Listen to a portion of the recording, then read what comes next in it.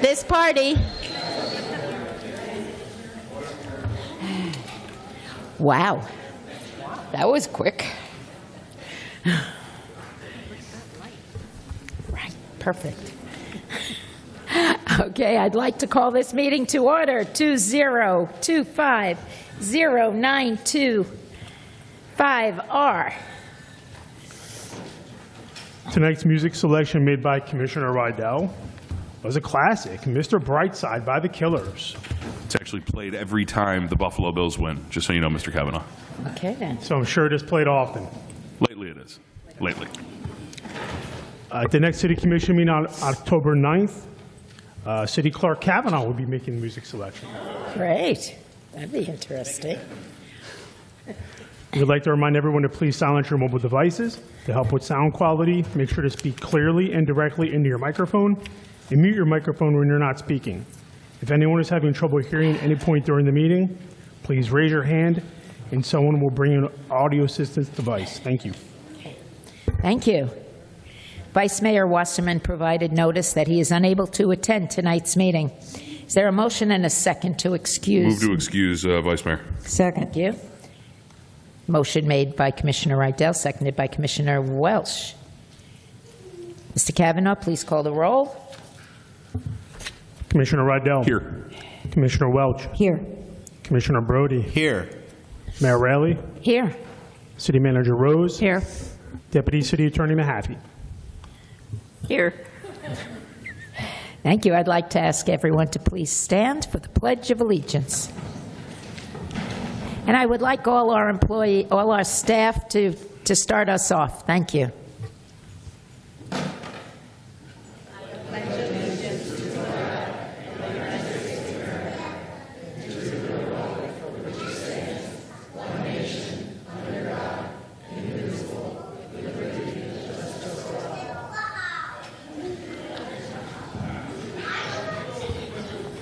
Thank you. This meeting is being conducted live with a physical quorum present. The material for today's meeting is available online at www.coconutcreek.net. Anyone wishing to appeal any decision made will need a record of the proceedings, and for such purpose may need to ensure that a verbatim recording of the proceedings is made, including the testimony and evidence upon which the appeal is to be based. The archive of this meeting may be requested from the city clerk or may be heard online at www.coconutcreek.net. If you haven't already, please silence your mobile devices. If you must take a phone call, please excuse yourself and step outside. Respect and proper decorum will be maintained throughout the meeting. Vocal outbursts, jeering, cheering, or applause can impair the rights of others and derail the decision-making process. Thank you. A presentation recognizing our third and fourth quarter employee milestone anniversaries for fiscal year 2025. HR Director Pam Kershaw will conduct the presentation. This is a happy night. It is. Good evening. Good evening, everyone. I have the distinct honor and pleasure of recognizing a group of employees who have recognized milestone years of service during the past 2 quarters, and several of them are here tonight. So when I announce you, if you're here, if you'd please stand up or wave, let us know you're here. We'd appreciate that so we can celebrate you. We have a bunch celebrating 10 years. 2 of them are here. We have Police Officer Sean Feisthamel.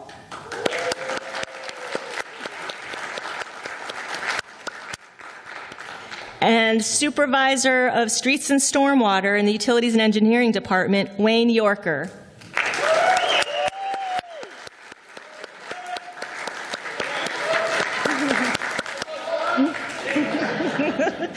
And unable to attend tonight with 10 years of service, we have from the City Attorney's Office, Kathleen Hiddle, from the Finance Department, Javon Bryan, and from the Police Department, Police Officers Justin Abram, Sean Brewster, Gavin Henry, and Andrew Renna.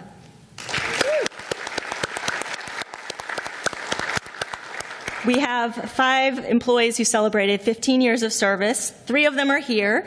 We have Police Sergeant Frankie McManus.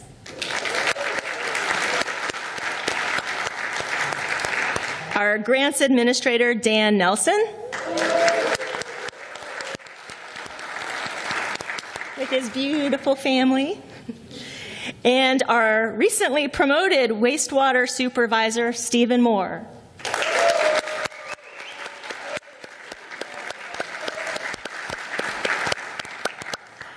Unable to attend tonight from the Public Works Department, we have Matthew Collins and Stacy Fours. We have 5 employees who celebrated 20 years of service, and 4 of them are here. We have our Community Relations Director, Yvonne Lopez.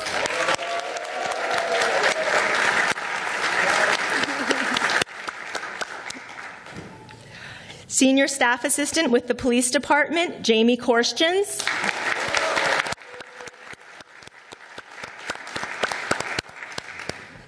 Police Officer, Larry Skates.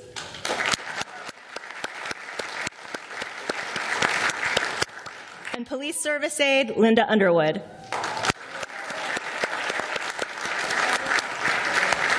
Unable to attend tonight is Police Officer Ed DeVivo. And we had 5 employees celebrate 25 years of service. 1 is here tonight. That is our urban forester, Sharon Volmer.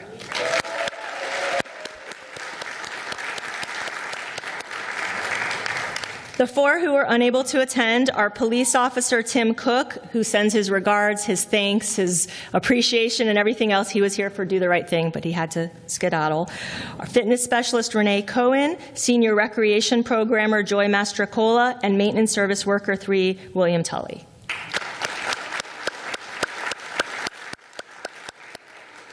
Thank you all for your years of service. If you would please come up, we'd love to snap a photo of you, please. And when you come up, bring your signs, and if you could stand in kind of in order from 10 years up to 25 years.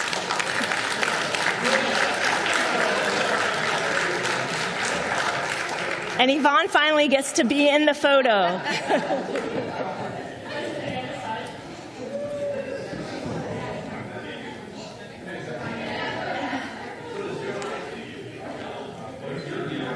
Wait, let me reorganize you guys. Hold on. Sean, that way.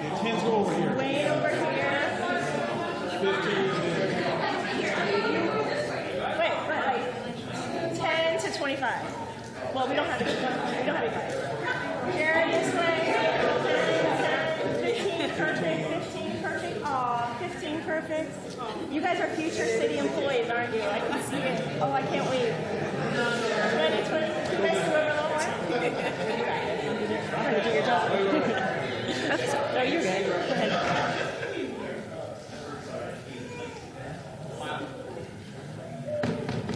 Go ahead.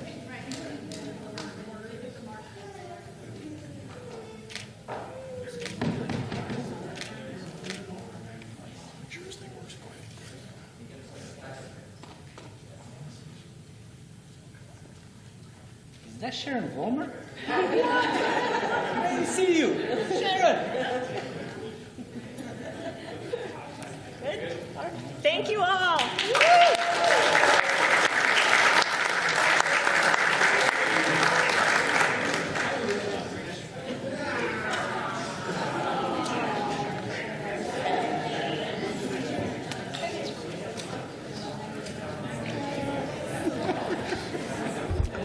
Congratulations to all of you.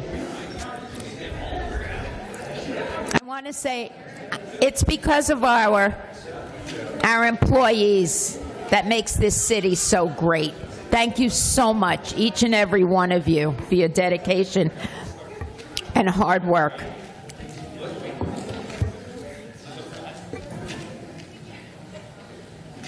Here's to the next 20.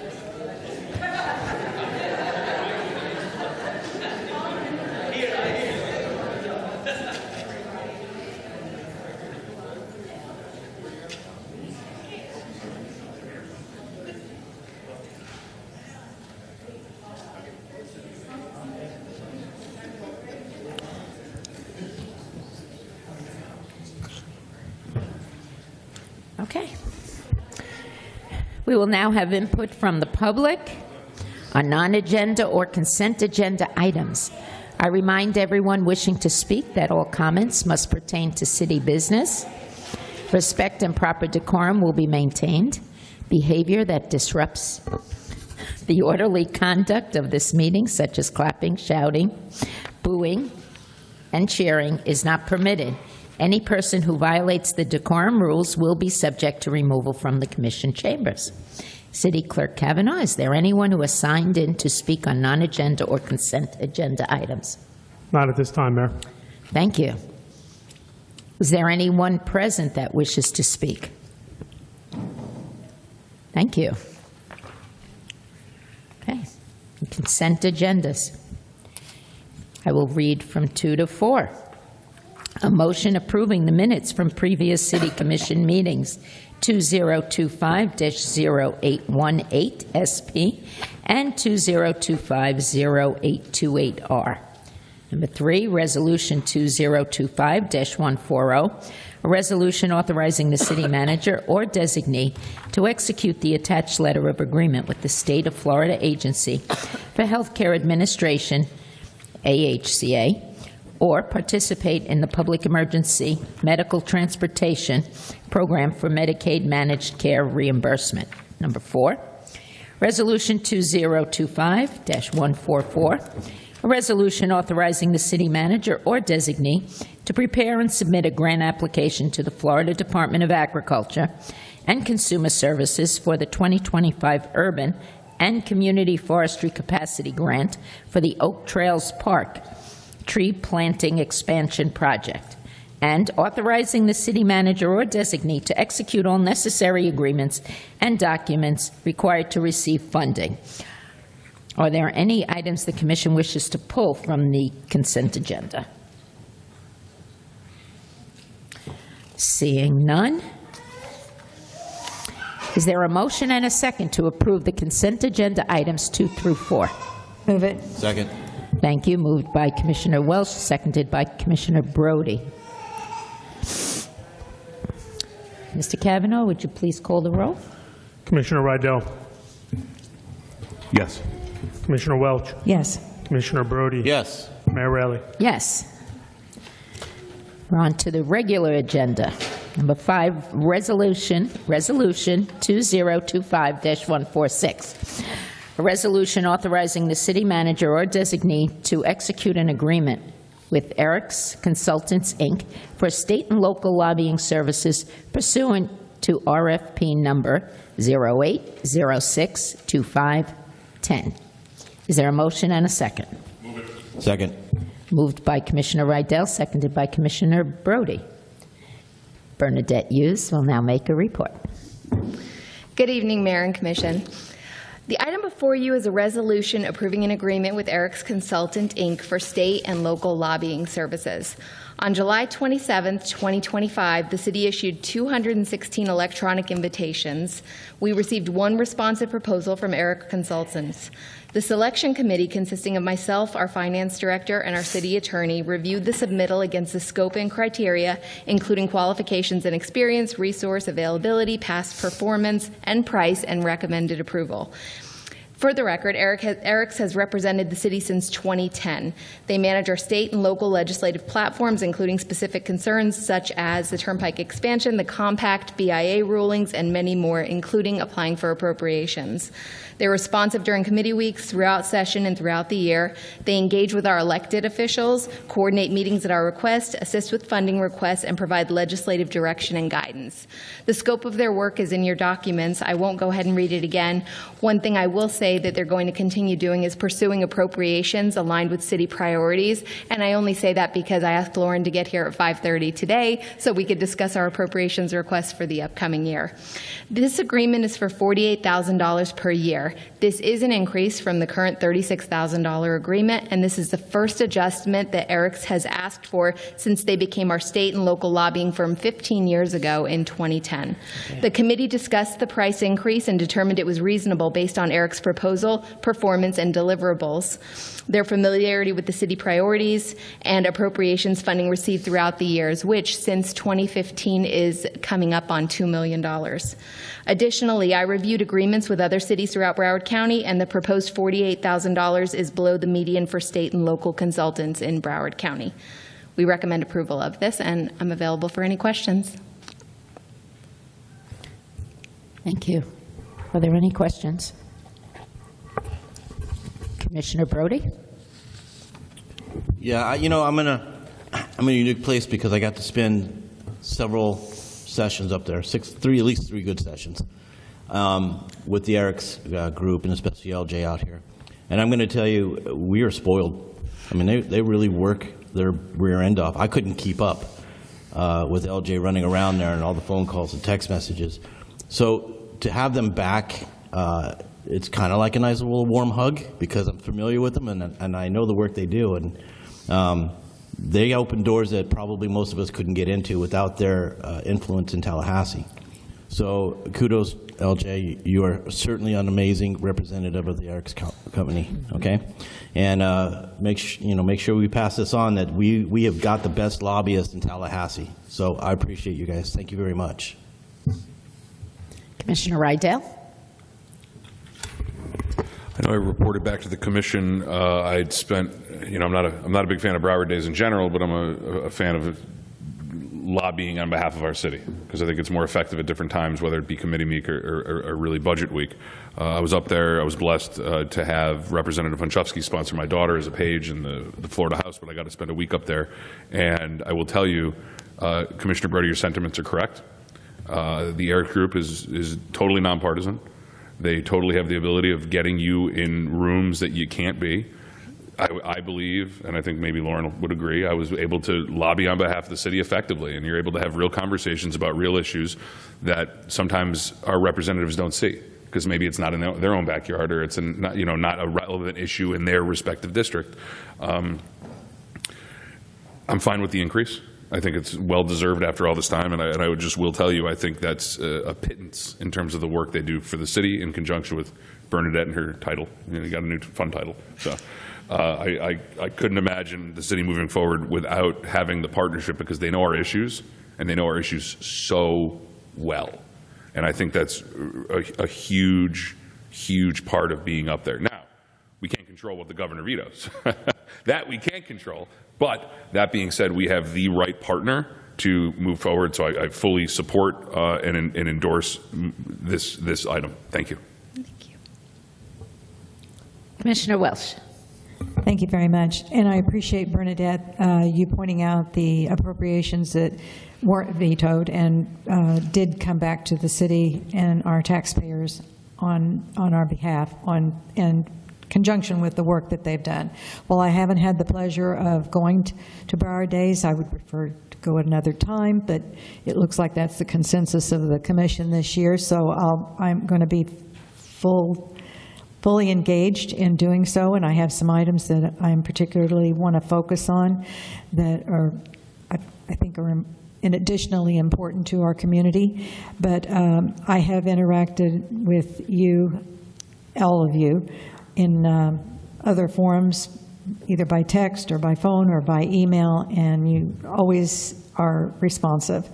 And that's very important because when we're looking for answers for what may be taking place in the legislative session, we need to have those answers now rather than later. So, but anyway, I appreciate you putting the dollars that we're expending additionally back to the dollars that have been returned to our city and our taxpayers. So thank you for that. You're welcome. And she does have a fun title, Government Affairs Manager? Yes. Well, you're doing that. And so is Eric's. So thank you. Thank you. Well, I guess it's all been said, but I do have to say, it's not just Coconut Creek and the commission and staff that recognizes the work that you put into it and the influence you have in Tallahassee. It's others and other elected officials and that respect you and will open those doors for you because they know of your efforts, your integrity, your your ability to know what we need and to go after it and not give up. So we thank you for that, and we're pleased that you decided to stay on board. Thank you. Are there any other further questions from Commission? Mr. Kavanaugh, would you please call the roll? Commissioner Rydell? Yes. Commissioner Welch? Yes. Commissioner Brody? Yes. Mayor Rowley? Yes. Thank you. Thank you. We are now going to consider several quasi-judicial items. Will the Deputy City Attorney please explain the city's quasi-judicial procedures? Thank you. First, I want to remind everyone to silence your mobile devices. Florida courts have determined that there are certain types of matters, including agenda items 6, 7, 8, and 9 on tonight's agenda, that are to be treated differently than other items considered by the Commission. In these quasi-judicial applications, the Commission is applying existing rules and policies to a factual situation and is therefore acting like a judge and jury do in a trial held in the courtroom. In such cases, the courts have decided that due process and fundamental fairness require that more formal procedures be followed. The City Commission's decision must be based on the evidence and information that is presented at the public hearing, including the agenda materials, Planning and Zoning Board recommendation, testimony presented at the public hearing, and the deliberations of the City Commission. The quasi-judicial procedures require that the Commission consider the evidence presented to it and base their decision on the applicable law and primarily on credible evidence presented whether by staff, the applicant, or members of the public.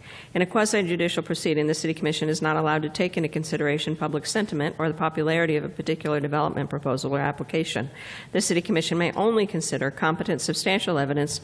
This means testimony or other evidence that a reasonable mind would accept as credible and adequate to support a conclusion. Florida courts have made it clear that mere generalized statements of opposition are to be disregarded, but fact-based testimony can be considered competent and substantial evidence.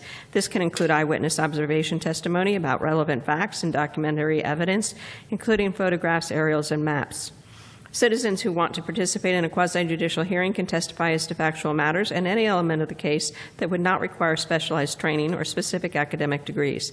Their testimony will be considered provided their testimony is backed up by established facts, studies, or evidence that is not conjecture or just based on a feeling. The quasi-judicial hearing process is not a popularity contest. The strict rules of evidence do not apply during the public hearing, but any comments must be relevant to the agenda item. Proper decorum is required and will be maintained at all times. Please refrain from vocal outbursts, jeering, cheering, or applause. Everyone who seeks to speak on an item will be given an opportunity to speak. If you intend to provide testimony as to any of the applications to be considered tonight, you will be sworn in before your testimony is taken.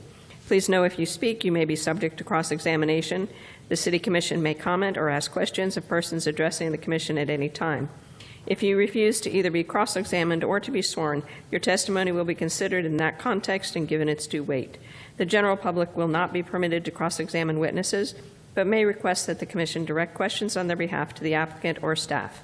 Will the clerk please confirm compliance with the notice requirements? The city has satisfied the legally required public notice for the public hearings for agenda items 6, 7, 8, and 9. Will the clerk please swear in the witnesses? Will anyone wishing to speak on any of these quasi-judicial items please stand and raise your right hand? Do you swear or affirm to tell the truth, the whole truth, and nothing but the truth? Yes, I do. When you come forward to speak, please state your name and your address clearly for the record. State whether or not you've been sworn in and whether or not you understand the rules of the proceedings. Thank you. We will now hear agenda item 6, and if there are no objections from staff, the applicant, the commission, or the public, we will also hear agenda item 7, as they are related. After I read the resolution titles, I'll ask for a motion and a second to move the items respectively. Resolution 2025-109. A resolution approving the request for sign deviations from Section 13-468.8B, quote, service entrance signs of the city's land development code to allow a 10-square-foot sign where 8 square feet maximum area is permitted, and Section 13-468.8D, service entrance signs to allow an illuminated sign where internal illumination is not permitted for the service entrance sign at the Lincoln of Coconut Creek Auto Dealership, generally located at 5501 West Sample Road, quasi-judicial public hearing. Resolution 2025-110, a resolution approving the request for a sign deviation from Section 13-466.8, wall identification signs, subsection C3 of the city's Land Development Code to allow a sign 5 feet 1 inch in height where the maximum height of 3 feet is permitted for the logo sign at the Lincoln of Coconut Creek Auto Dealership, generally located at 5501 West Sample Road. It's a quasi-judicial and public hearing. Is there a motion and a second to move item 6 for discussion? Move it. Nope. Second. Thank you. Moved by Commissioner Welch, seconded by Commissioner Brody. Is there a motion and a second to move item 7 for discussion? Move it. Second. Thank you. Moved by Commissioner Rydell, seconded by Commissioner Welch. Are there any disclosures, such as outside communications or site visits, on behalf of the Commission for items 6 and 7? Seeing none, thank you very much. Thank you. The city staff will now make its presentation on items 6 and 7. Yes. Mr. Justin Prophet. Yes, thank you, Mayor. Justin Prophet, Director of Sustainable Development. Like you said, no objections to presenting both items tonight. This is a request by the Lincoln Automobile Dealership, currently under construction at 5501 West Sample Road. The first agenda item, number 6, so there's 2 requests, but the first item has a 2-part to it. It's a request to permit a service entrance sign, it says service, a sign deviation to allow an increase in size and add illumination to that sign on the front building elevation. Let's see, the second item is a request to permit a wall identification sign deviation to allow an increase in height to the proposed logo sign on the front building elevation. The subject property is within the Main Street district, and that is in a PMDD zoning district, so it's in our Main Street area. The staff has reviewed the applicant's responses to the deviation criteria in our sign code, and we concur with those responses, and we believe they've demonstrated compliance with those responses and recommend approval of both sign deviations. And that concludes staff's presentation. Thank you. Thank you.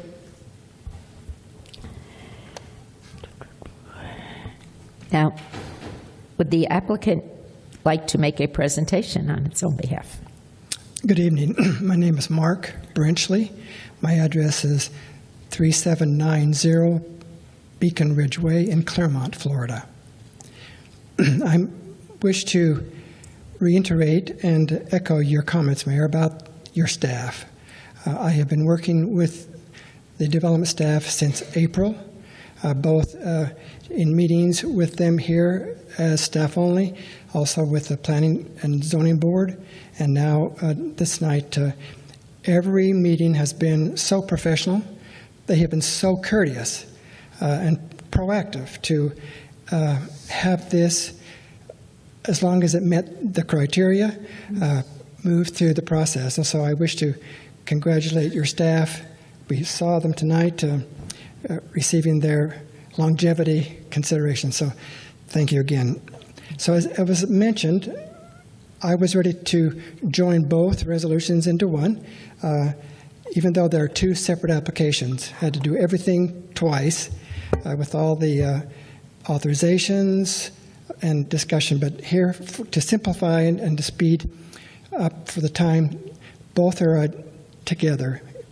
So the first one is, of course, the service sign, as Justin mentioned. It's going right here above the 2 overhead service doors. It's important to note that this is part of the area under a portico share, and this is a side elevation of that portico share. The sign is right there facing towards Sample. This is the roof of the portico share. And the reason the owner has requesting it to be a lit sign is because it's so far under the portico share, they're hoping to highlight it because it's in the shadows, and this very light halo would emphasize it. And it's 2.8 feet larger than what is allowed. 8 square feet is allowed. This particular sign is 10.8 square feet. Then the logo, the star logo, drawing of it here, and it goes right there on a column, oversized column. And this column is 17 feet back from the front of the building. The service sign is 27 feet back from the front of the building, again in the shadow of the portico share. And the maximum height of a sign is 3 feet. This one is 5'1", 5'1" feet. And as mentioned, it's going to go on that oversized column to really provide wayfinding for customers when they arrive on the site. All of these are clearly determining ease of wayfinding because none of these are going to be visible from the street. And I'll go down to the next. Here is the plan, Sample Road here at the bottom.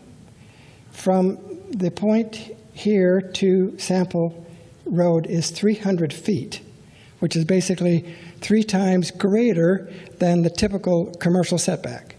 And these signs are going to be very hard to see from the street because of the landscaping, because of the vehicle display areas that are in this area here, the landscaping along that median, and of course the planted median landscape along Sample Road.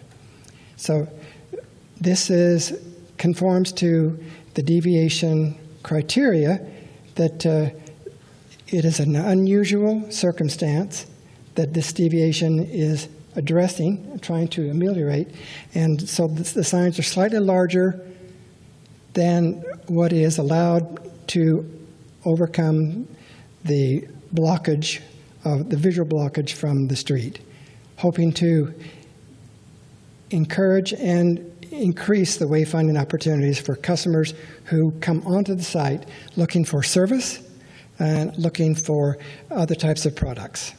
Any questions that I can help you with? Does city staff have any questions for our applicant? No questions. Thank you.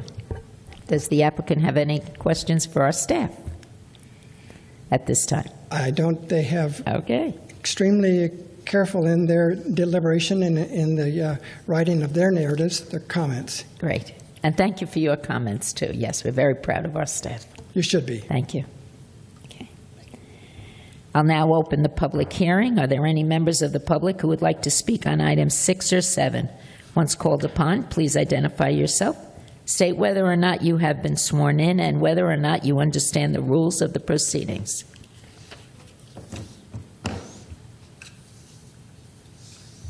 Okay, thank you. Seeing none. Are there any comments from the commission? I see Commissioner Rydell, please. Great, thank you, Mayor. My first question, whose laser pointer was that? The cities. It was used ours. Yeah. I don't rarely see a lot of applicants using the laser pointer. I appreciate a good use of laser pointer. So just get that out of the way. It was very effective, yes. I will tell you this, I don't like this. And I'll tell you what I don't like. Love the sign, have no problem with the sign. I don't like the fact of the hoops they have to jump through to get here. That's ridiculous to me. To have a business that has to go through P&Z, that has to go to 2 commission meetings on something that, whether it's the city manager or the director of sustainable development, has the ability of administratively approving, I think to me it adds a burdensome cost to a business that, while we're taking it now, it's a car dealership, right? They make money, great, but imagine a smaller mom and pop business and the cost that would be told on coming up with architects, coming up with engineers, going to P&Z. I read the P&Z minutes, getting questioned on, are you going to turn the light off, all these other things. I read the minutes, and I'm thinking to myself, we're belaboring a business to do something that's pro-business. So it's not the issue with you. I fully support your item. I fully support both items. But I turn to my staff to say, there's got to be a way that if there's an administrative way we can do this before making it jump through all these hoops, I would support something like that only because if Justin said very astutely in his remarks, they met every criteria you laid forth. And I'm going to ask Justin that. Is that true? Yes.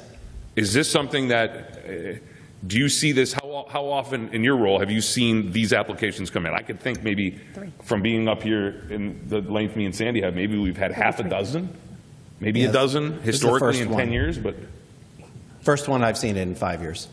So I only say it because I think we put a big onerous on a business to jump through a lot of hoops on something, to me, that is kind of a no-brainer, right? That especially with the setbacks we require, especially with the landscaping we require. So I'm adding that sentiment to say I would like to, I don't know how my colleagues feel about that, figure out a streamlined way, even if it's the city manager has the ability of administratively approving something like this, because I think the fact that you guys came to P&Z, appreciate it, the fact that you're here, the fact that you're going to have to come back again. I mean, you're billing by the hour, right? No, it's a flat fee. Made a mistake with that one. But neither here nor there. That's a business decision. I say it from a perspective of I believe the city should be as business friendly as we can in the safest way possible. And making a business on something, to me, that's so logical, right, as a service sign that's so set back, I just see the problem of the mom and pop wanting to do something on a different property that doesn't have the means to stroke a check to this level. That's all. That's my only suggestion, to just, there maybe is an administrative way, and I know that would require some sort of change. Code amendment. But, you know, and we're going to be seeing, I think, more with some of the redevelopment on some of the monument signs and things of that nature. But this is something to me that I think adds a huge cost to a business that I don't think we should be doing. Fully support both the items. Thank you, Mayor. Thank you. Thank you. I do agree that we have to streamline the process. I don't think we can give up the process. We have to stay diligent to keep the integrity of the city. And I think we've done a great job, and you and my predecessors as well. So I think, but streamlining the process, it would be across the board, would be a great asset. So, Mayor, to that point, we do certain things that administratively you can get an approval, and the applicant, for example, if, in this case, hypothetically, if the code read a different way, hypothetically, they could apply. If Justin said no, the recourse is apply to the commission and jump through the hoops, or vice versa, or Sheila has the ability of saying no. That's all I'm thinking in regarding, and I only say that to be, and I'm not bending over for businesses, I just think it's kind of an unnecessary protocol to jump through. Now, you guys may hate the sign and say no to the sign, so I don't know where that's going to fall, but that's just something I see that could streamline a process in government. Thank you. I would suggest that the staff look at it as part of, I mean, this is a very unique situation because there's not just the big setback, there's also the piece of property owned by the Seminole tribe that it's in front of this property, so it is very unique. But let us look at the code and see if there's a way to streamline it in the future. Commissioner Brody. So, as you guys know, I'm more of a stickler when it comes to codes. So, Madam City Attorney, Deputy City Attorney, this is not going to set any precedents, is it? No. Okay, just checking. That's a little bit of an inside joke there. I was kind of. So here's the deal. We're putting these signs out. We're saying all these great things about business, but the problem is right next door we have a problem with their signage. So I think we need to kind of keep our eye on the ball here and understand that we put these ordinances in place to kind of govern how this goes. So I don't want to lose fact that we're going to lose visibility here. I think there's maybe a different process. I agree for the things that kind of make sense, like this one kind of makes sense. I questioned the crap out of our staff, just so you know. Gave them a hard time yesterday about it, because it wouldn't be me if I didn't. But I understand where you're coming from. You know, there's some unique circumstances here, and I'm okay with this. But I think when we write these ordinances, or we look at this ordinance for the signage, we need to be more diligent to see how a percentage of how if the sign's going to be above 10% more than what the ordinance says, then you guys for approvals, and then maybe at some point there's a trigger size that makes it come back to us. However you guys want to word it, but I'm on both sides of this because I think we need to have law and order, and when we're developing it, because the one thing everybody says about our city is when they drive through here, it looks different, and part of that difference is you just don't see the signs and tombstones, the things that you see in other cities. So I don't want to lose the fact that we need to keep an eye on that ordinance and make sure that we hold tight to what we believe is a way of keeping our city beautiful. I certainly understand this. It's only 2 feet. I'm not going to bust your chops on that. I'm good with it. But I do think, we do need to look at this differently and come up with a way that we're not spending 15 minutes on a discussion. It should be something that was just stamped by the city manager, sustainable development. I agree with you, Commissioner Rydell. Commissioner Welsh. Yes, thank you very much, Mayor. Well, first of all, I'll talk about the signs themselves. I know when the shovels were first going in the ground for the building, the site here, and took a tour of the facility and the grounds itself and all the encumbrances towards the project. The first thing that I was interested in was the property between the south property line of Lincoln and Sample Road. Who did that belong to? And then the next thing was all of the canopy that is there and where the project itself was going to begin. So remind me, if you will, Deputy City Attorney or City Manager, why we didn't look at the signs during the site plan process. This is knowing all of those things were different for this particular parcel of where the dealership was going to be Yeah, built. I can answer that. So typically in our process, signage is conceptually looked at during a site plan process, but not all of the applicants have those details necessary. So what we usually do to accommodate them through the process is to allow those specific details to be worked out at the building permitting phase. And that's what happened here. We discovered during the building permitting review of the sign that it didn't meet the exact dimensional criteria in our code. So we provided a relief process for it. Well, going back to the process and the proposal that Commissioner Rydell made about making some different changes to that process, to me, that would be one of them. Because clearly, when the site plan was going through all of its phases, before it ever got to us, it was very apparent that this was going to be a concern. Not the distance from where they are from Sample Road, the canopy, the frontage road that doesn't belong to them, et cetera. So, I mean, just in my way of thinking, that is the place that we should try to think a little differently about the process during the site plan itself, rather than retroactively. So I remember going through the last sign code changes, not just in Main Street, but throughout the city. And those were some difficult conversations we had. So I really like that we have the oversight for any changes that should be made to what's in place, but particularly in Main Street. But my direction, and I'm asking the others to other commissioners to look at it as well, is that we encourage to encompass it during the site plan process. That's my proposal. When I was looking at this, I just thought that it made a little more sense, and then it can be handled. So, Commissioner, my reservation in that area is that we're trying to accommodate an applicant that's working to move something forward as quickly as possible. And oftentimes, the signs are the details that are handled by a separate design firm, and they come oftentimes a little later. I think we certainly should and look at it. Well, in the don't want to hold up an applicant. It kind of all holds true.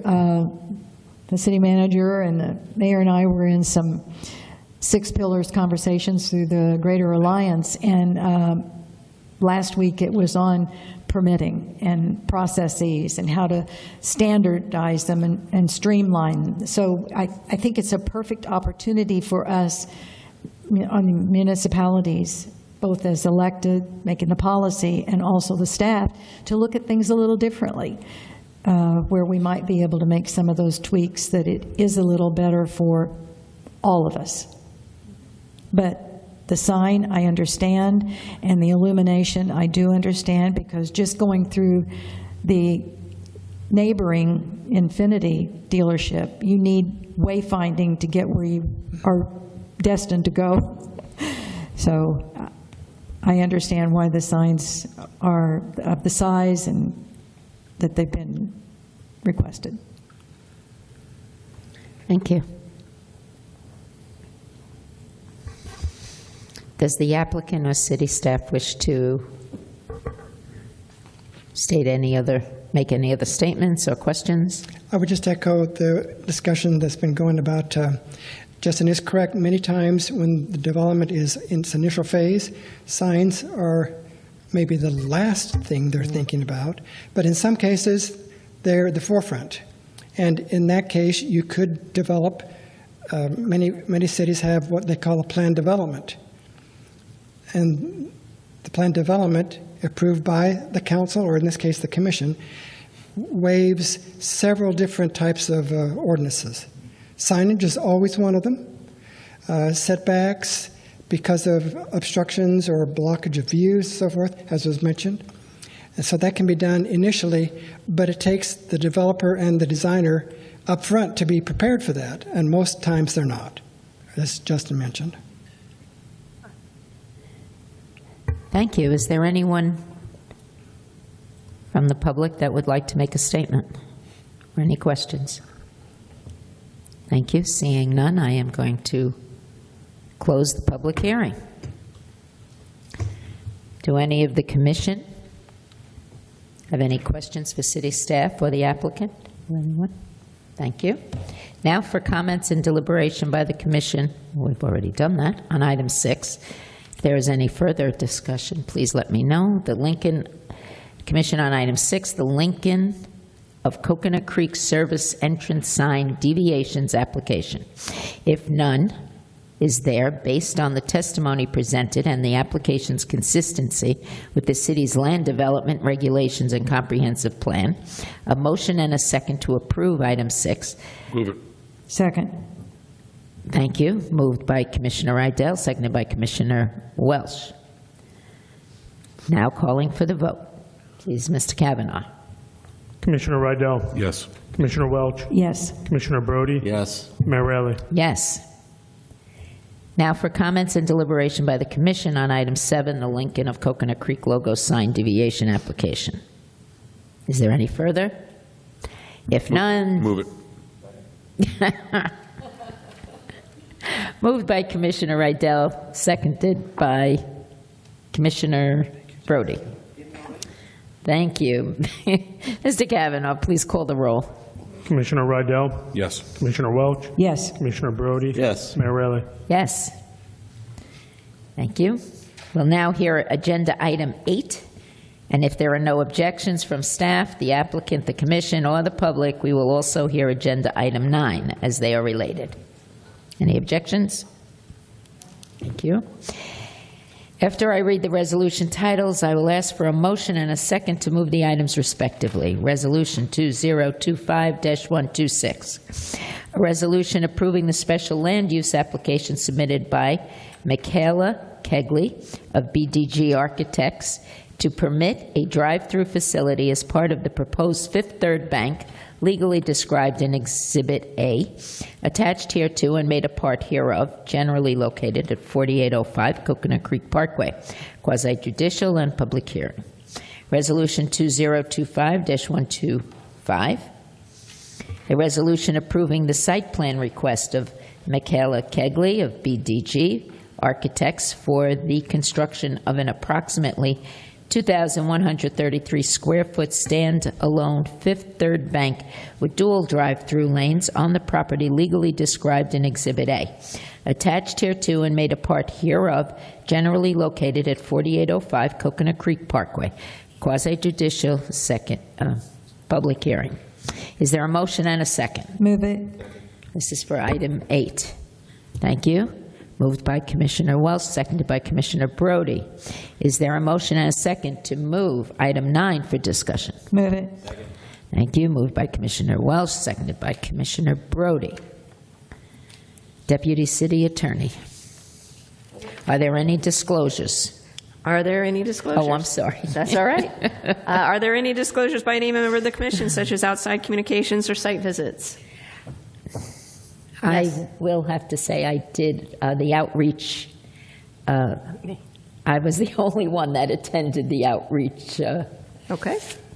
Thank you. Did anyone else have any disclosures? Seeing none, thank you. Okay, thank you. Okay.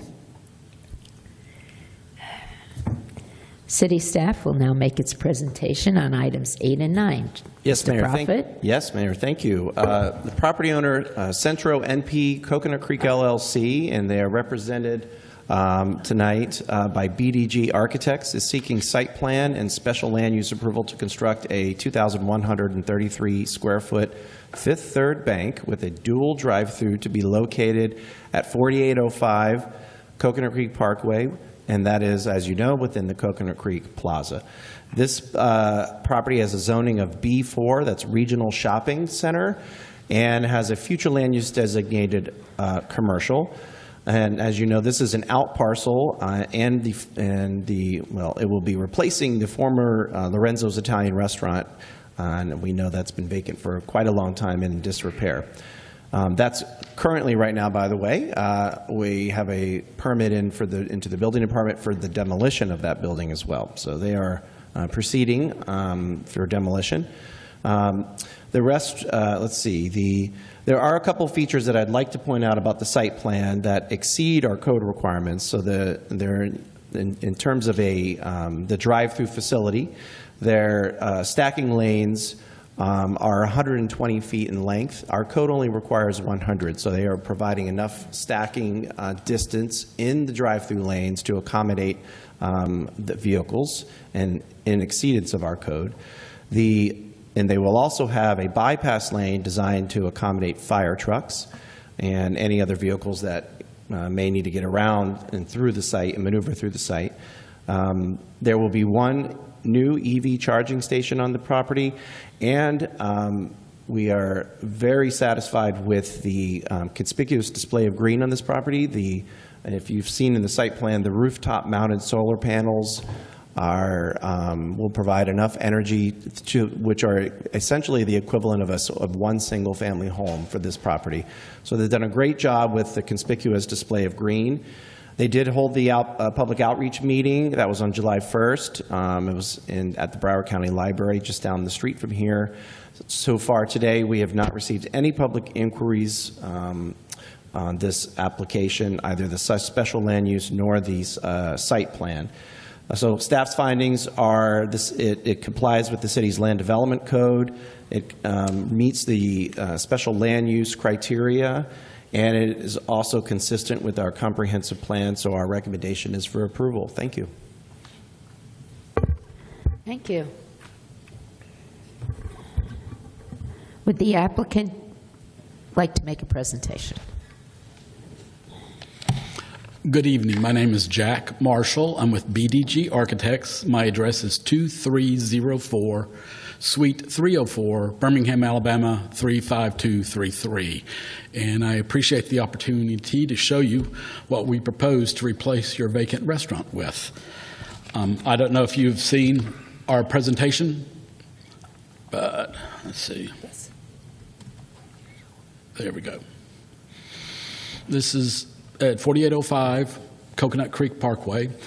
It's going to be a Fifth Third Bank, roughly 2,100 square feet. It will have 2 drive-throughs. One will be a VAT, one will be an ATM. They'll be on the backside, so from the street you'll not see it. As the site is developed, let's see, We are going to be improving the site. We'll be bringing the pervious and impervious ratios into a much better percentage. We'll be dropping about 5,000 square feet of paved area for the rain garden. And let me find my landscape. There's my landscape plan. We're saving the trees along Coconut Creek. We're increasing the buffer along there. We'll be tying a sidewalk in that'll be accessible from our building into the public right-of-way. I know there were some comments about tying into the adjacent properties, but we were not really able to do that due to certain site situations. So this will allow someone to access the sites to the side of us by going onto the public right-of-way and then going to either way. We are saving the trees along the access road. We've upped the buffer there. The drive-throughs, again, will be in the back. There'll be a bypass lane. The curb cuts on the rear of the site are staying pretty much as they are right now. The one that's closest to the access road will become a right exit only. You will not be able to come in. You'll only be able to come in on the one on the west side. The building itself, again, 2,100 square feet. We're dropping from 48 parking spaces to 14. We have the EV station that's just above the handicap. We have bike racks, and then again, part of our green is the solar panels, and we have what I think is going to be the sort of the nicest thing on here is our rain garden. This will be along the west side. It will help retain water during storm events, and during non-storm events, it'll be landscaped with Florida and Florida-friendly species. It will have signage in there as well, as if people are interested, that they can read about the process and what this does and how it helps with the environment. And that is the building in a nutshell. If anyone has any questions, I am certainly able to answer them. If not, I have engineers with me that can do that for me. Commissioner Brody, thank you. Yeah, I just wanted to kind of lead off where we left off in the last. Turn this on. Where we left in the last guy, you guys are obviously getting paid by the hour, right? No. No. Oh man, somebody's got to learn to teach you guys how to negotiate. Deputy City Attorney, have we set any precedents by doing this drive-through? For any other drive-throughs coming in? No. Special land uses each considered on their own merits. Thank you. That's all I have. Commissioner Rydell. Thank you. I support the project. I thank you for what you're doing. I do have one technical issue with it, and hoping it can be corrected. Traditionally, I hate when I go to something in the city that I'm like, man, why did the previous commissioner, whoever was sitting up here, approve something like that, right? And this is a slight pet peeve of mine, and it's something we have reduced a little bit on some other previous drive-throughs we've done. You have a 10-foot space in your drive-through lanes. So I want to talk about that real quick, and I'll tell you why. So I'm at a bank drive-through almost daily, and there's a very big difference when you go to a bank drive-through that's 10 feet wide and you go to a bank drive-through that's 12 feet wide. I like damage my rims sometimes going through a 10-foot wide. Like I can tell you, if you picture the drive-through lane at the Wells Fargo on Hillsborough Boulevard and like the Pink Mall, it's like impossible to get through that drive, situated the same way because it's so tight when you go through. That's not, I mean, that's the minimum. So my question is a technical question, is saying, can we make that 11 or 12 feet? Let's go. Because you have almost a 5.5-foot buffer on the north side of the property that if you scaled that back slightly, if we had the laser pointer, that would be it. If you could bring up the site plan. Hello, my name. Oh, sorry. Not the laser pointer. Hello, my name is Prapun Vasanapratit. My address is 11229 Gold Compass Street, Gibsonton, Florida. So, the 10-foot drive lane is the bank standard. All Fifth Third Bank, they all have 10-foot drive-through lane. So, but however, we don't have enough room to be able to provide all the 12-foot drive-through lane because of we need some landscape up here to to block the outer traffic, you know. So I appreciate that the standard of the bank is what it is, but industry standards traditionally, according to FDOT, is roughly for any drive-through lane around 12 feet, although it's not a hard, fast rule. I mean, that's an FDOT standard, right? Fifth Third banks across the country. So my technical question is that if you don't know, you don't know. I want to ask one quick question for staff. Is this being heard 2 times? Both items. This is it. I thought the first item is 2 times, the second item, site plan, is 1 time. Both the special land use and the site plan are single hearings resolutions. Okay. So then that is something I'd like you to address, because I'm not okay with the 10-foot, just candidly. So, and I think what I'm requesting is if you shave 3 feet off your 5.5-foot barrier, you pull up the site plan if you can, because I think it's just a little more clear. Which one do you want? Do you have a site plan? I think And it sounds so like marginal and small, but like when you're living life, there's some things at the Walmart in the north end of the city in terms of the traffic pattern that if I was on the commission at the time, I probably would have said, hey, we do this a little different because it's not right. It's not logical. And that was back when that site plan, the traffic pattern was approved by P&Z, not even the commission. So right up there. So you have a 5.5-foot barrier right there. And I'm just curious, Justin, chime in. I would like to see those drive-through lanes be like 11 feet. It seems like a pretty easy change to me, because you can take a foot out of each of those lanes, and then all of a sudden you have a 2.25. Maybe there's some variance there. That's something I would support. I know how small a 10-foot lane is. It sounds crazy. I'm a crazy guy up here. Fully support the great thing you're doing with the project. Are you telling me you can do it or you can't do it? Or you don't have the authority in this moment to do it? So I'll chime in. If you look at that, and you can't really see it here, but if you zoom in on the site plan, the first drive aisle against the building is 10. The next one where the ATM is in the middle is 10. Then they've got the bypass lane is 10. And then you got a 5-foot landscape strip. You really can't shave much more off that 5-foot landscape strip, because you need some kind of buffer between that bypass lane and the shopping center's main drive aisle on the other side of that. And the landscape code is, if you're going to have a landscape strip there, which you do need to have one, at a minimum it would have to be at least 5 feet. So they've got all of those stacking requirements. If there was any room to move anything, it would have to be the lanes themselves, but you cannot reduce the 5-foot landscape strip. Might I ask just one question, because I believe the technical standard, and I'm asking staff to confirm that, for most drive-through lanes is 8 feet. So we may, if you've actually measured them, but I believe on some of those other site plans where you're experiencing that tightness, the lane is actually 8 feet because they like them to be close to the window. For instance, at a CVS, 8 feet is the standard. So if you would just give us a minute and let us check, we can probably pull up some of those site plans and confirm whether they're 8, the ones that you're concerned about are 8 feet. I know the ones I'm concerned about, and I know they're 10 feet. You know they're 10 feet? Yes. Okay. But I also have a big car. So I'm not saying it like that. I'm also saying it from a perspective of understanding what kind of is a pet peeve to residents sometimes.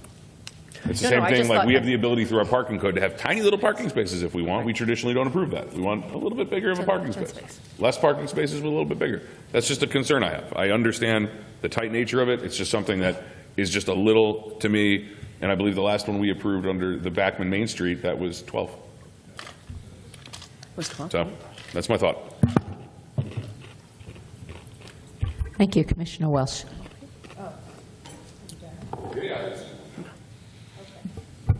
So I was curious what the bypass lane width was, and it's 10 feet. So it accommodates our emergency vehicles, the 10-foot lane, the bypass lane? Yes, it does. Which is significant.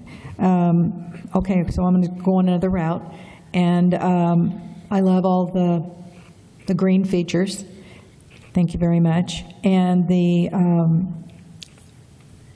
can you talk about the recycling, the C&D? Oh, with the construction and demolition? Yes, the bank has a policy of at least 75% of all materials not going to landfill. If they donate they reuse. There's multiple facets that they go through. The project manager, CBRE, will be the project manager for the bank for this project, and they follow that, and then at the end of the... Thank you. I appreciate that. And the ATM, just to be clear, there's only one ATM, and it's in the outside lane. I mean, actually be in the middle lane. It's the island. Pardon me? It's the island outside. It'll be Yes. the first lane will be the VAT tube. No the second- ATM And then inside. the ATM will be on. No ATM in the inside. Typically, they have not. Okay. But that doesn't mean they won't. But typically, that's not been something they do. I like the project. I'm anxious to see something that looks more aesthetically pleasing. The only remark that I've seen from the community has been, it's another bank. But the project is good. It's very well designed, and I'm anxious to hear what happens with the width of the lanes. But thank you. Thank you very much for the explanation, particularly about the rain garden. I heard that before the meeting from him, so I guess I should just disclose that. Deputy City Attorney. Thank you for noting it on the record. I just have one question now that our emergency vehicles, do we know the width of those vehicles? Do you know what I don't believe that it has. Yes. There's one with the fire truck. Let's see. There it is. All right. So here's this page here show the fire truck, an aerial fire truck going in to and out of the site with no problem. So if the fire truck can get through, any vehicle can get through because the fire truck is enormous. Thank you. Okay.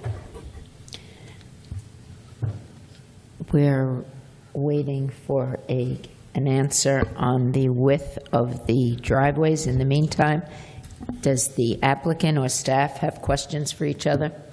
I don't have any questions for the applicant, but I would like to comment on the width of the drive-through lanes. The drive-through lanes are 10 feet, and that is in compliance with our code. We do not have a maximum or a minimum width for a drive-through lane. It's more about making sure that the circulation can occur and that you have enough stacking distance, which they do. Okay. But I did confirm that the Main Street one was 12 feet wide. Can you? You know what, just want to... Can you repeat that? Can you repeat? I was that? wrong. Josh was Can you right. just fact check me? I appreciate that. Everyone needs a good fact check. Fact checked you. Can you repeat that, Sheila? I said it 3 times already. I was The wrong. last drive-through this city approved was 12 Was feet. 12 and that feet was wide. something that is, the past couple that we've approved have actually all been 12 feet, because while the city code says 10, just like the city code parking space size is less than we normally approve, it's a little bigger. So, listen, I'm bringing up an issue. I think it's significant. I think when people bank as much as I do, and I don't know if there's a creative approach, Justin. I appreciate your landscape area, and you need 5 feet, and you need all that. You shave me 2 feet or something like that, I'm happy. So I don't know if there's an ability to doing that. I think it's an easy logistical change, but that's just make it 11 feet. It's just something that's significant to me because I know how. And you're dealing with also, and I'm not saying it like this. It's in south end of the city. Right, you have people. You have a different demographic. Maybe that's it's going to be servicing Win More in some of those communities. These things are tight, super tight. That's all. Okay.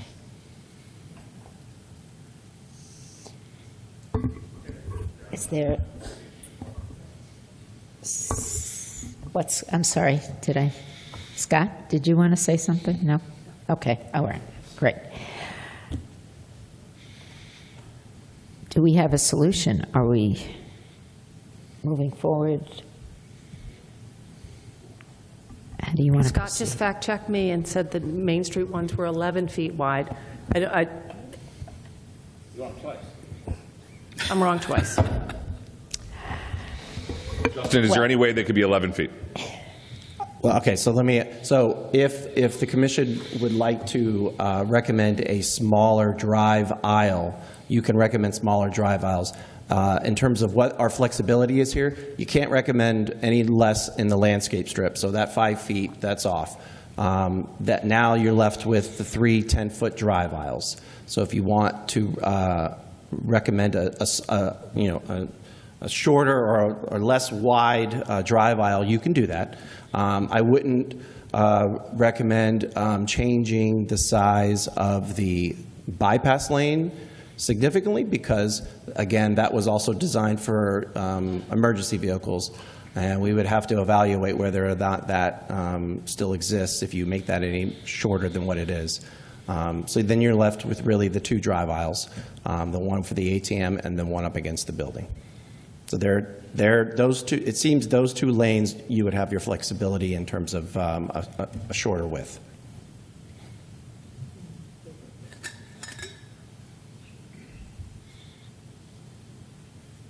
Say that again. I apologize. If you wanted to make it larger, not shorter. I'm sorry. Do you believe there's a way to make it larger? The only way you're going to be able to make that larger is if you're going to start sacrificing one of these lanes. You have 3 lanes, and they're all at 10 feet. You can't touch the landscape strip. Why? The landscape strip is 5 feet. That's a minimum size for a landscape strip. It would require a variance. Understood. Okay. Okay. Any other questions? I'm now opening the public hearing. Are there any members of the public who would like to speak on items 8 or 9? Once called upon, please identify yourself, state whether or not you have been sworn in, and whether or not you understand the rules of the proceedings. Is there anyone? Seeing no one. The applicant or staff, again, have any other questions for each other or want to? Well, there are no witnesses to cross-examine, so here we go. All right. Seeing no further comments, public hearing is now closed. Any closing remarks? No closing remarks. Okay, thank you. Any of the commission? Yeah, I'll say this. I'm going to support the project because I think it's an upgrade and I think it's good. I think maybe we should consider making the minimum in our city for a drive-through 11 feet. Obviously, I'm weighing the benefit of the community, the benefit of the parkway. I'm maybe a little upset Vice Mayor's not here because this is a pet project that is working on the shopping center.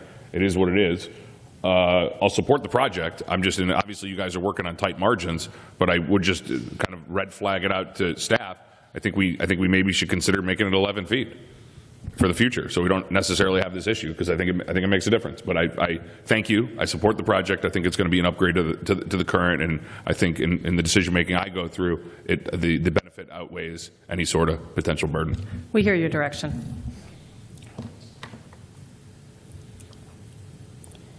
Based on the testimony presented and the application's consistency with the city's land development regulations and comprehensive plan, a motion and a second to approve item 8, the Fifth Third Bank special land use application.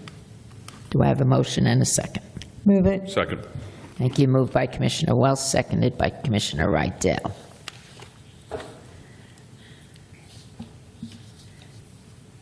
Now for item number 9, the Fifth Third. Oh, I'm sorry. Call the roll, please. Commissioner Rydell. Yes. Commissioner Welch. Yes. Commissioner Brody. Yes. Mayor Rowley. Yes. Okay. Thank you. Based on the testimony presented and the application's consistency with the city's land development regulations and comprehensive plan, a motion and a second to approve item 9, the Fifth Third Bank site plan application. Do I have a motion and second? Second. Thank you. Moved by Commissioner Rydell, seconded by Commissioner Welch. Mr. Kavanaugh, please call the roll. Commissioner Rydell. Yes. Commissioner Welch. Yes. Commissioner Brody. Yes. Mayor Rowley. Yes. Great. Thank you. Thank you. Thanks for being here.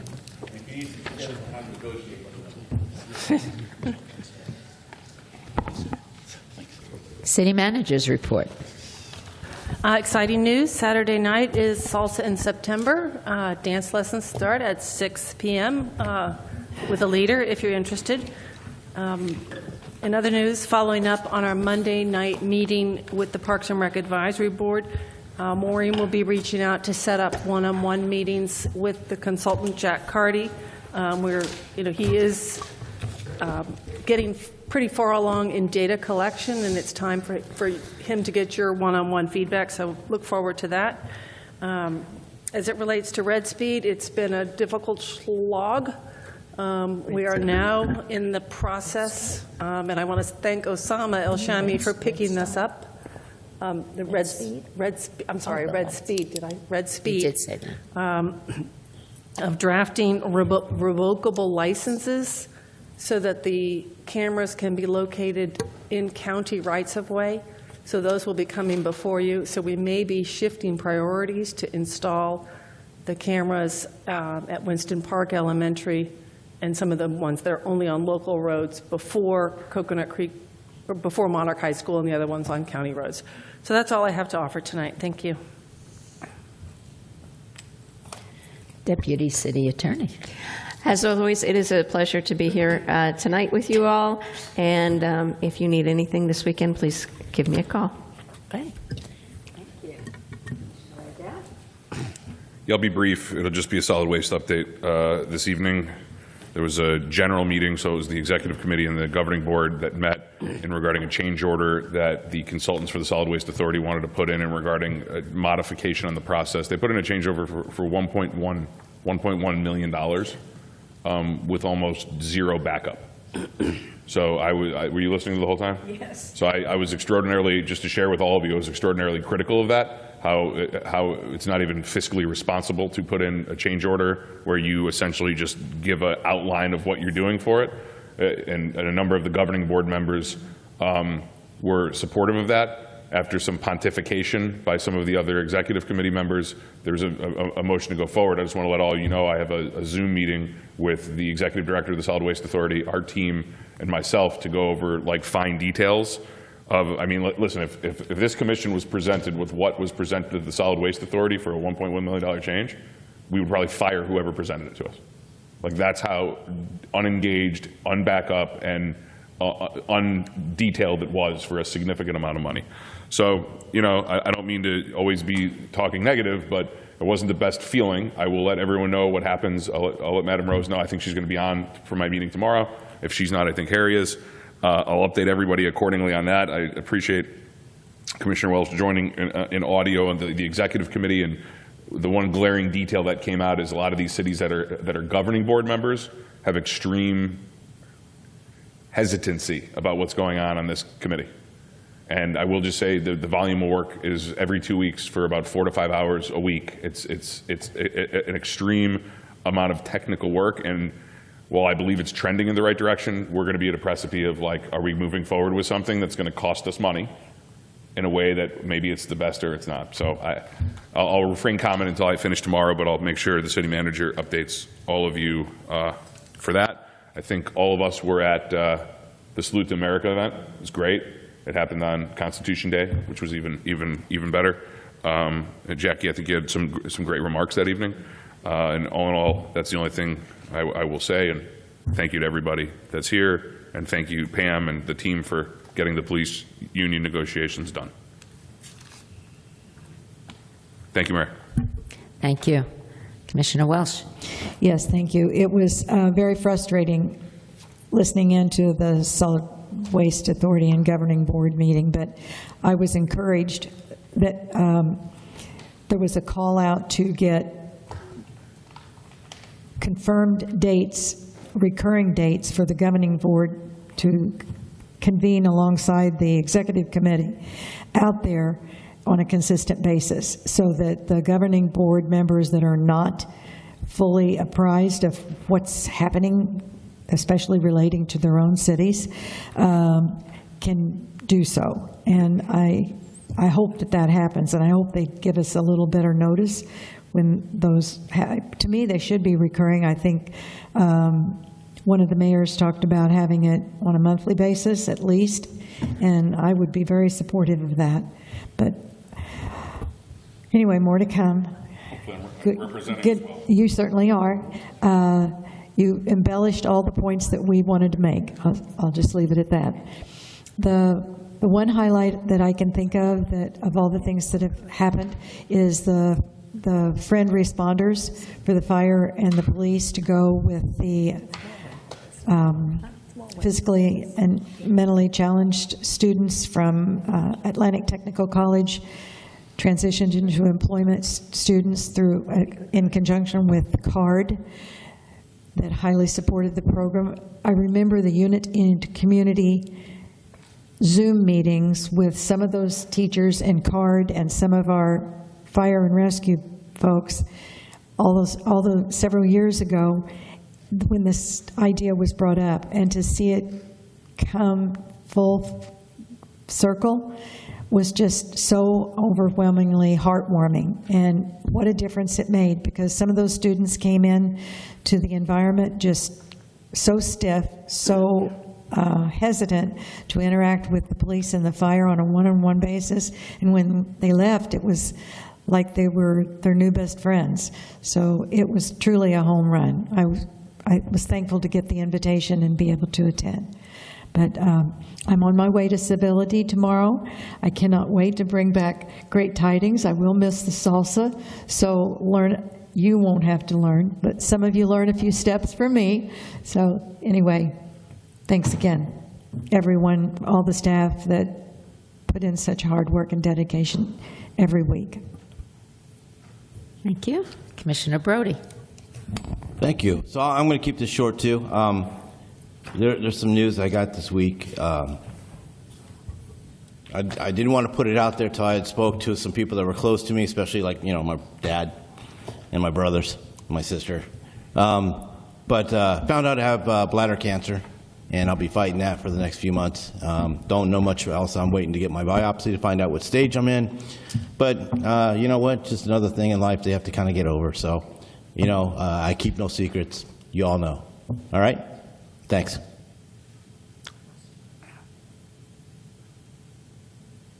Okay, thank you. John, in our prayers, you know that. I also want you to know, and I've told you this before, that my husband went through stage 4 14 years ago, and he's clean. And we're hanging there. You're a fighter, I was just going to say, and beware, you'll be great. Okay. Cancer, beware, not you. You'll be great. I'll start off with Monday, lunch bunch, 12 o'clock, Community Center. Just a reminder. It's been a busy couple of weeks. Yes, I took John to North Broward Prep. You were there, you saw him. He went reluctantly. He was blown away. The talent that is there is just amazing. They do a great job. It really was inspiring. Also, I had the opportunity to sit in a meeting at Junior Achievement with the United States Deputy Secretary of Labor. Very encouraging, very open conversation. So knowing how we want to move forward with our young people to get them ready for the business world, and very encouraging. Also, I want to bring up something, and this might be a sore subject, but I think it's noteworthy. As of today, there's a new ruling on open carry firearms.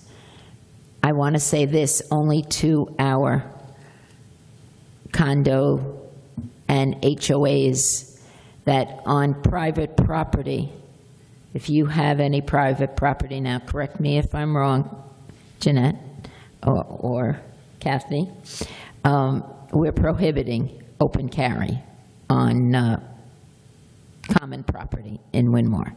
And our neighboring boards, if they wish to do so, have the right. I just want to let everyone know. Of course, it doesn't affect concealed weapons or concealed weapons to carry concealed weapons, of course, because we're not going to do searches or anything. It just affects open carry that we're prohibiting. So, with that said, that's all I've got. Move to adjourn. Thank you. Thank you. Meeting adjourned.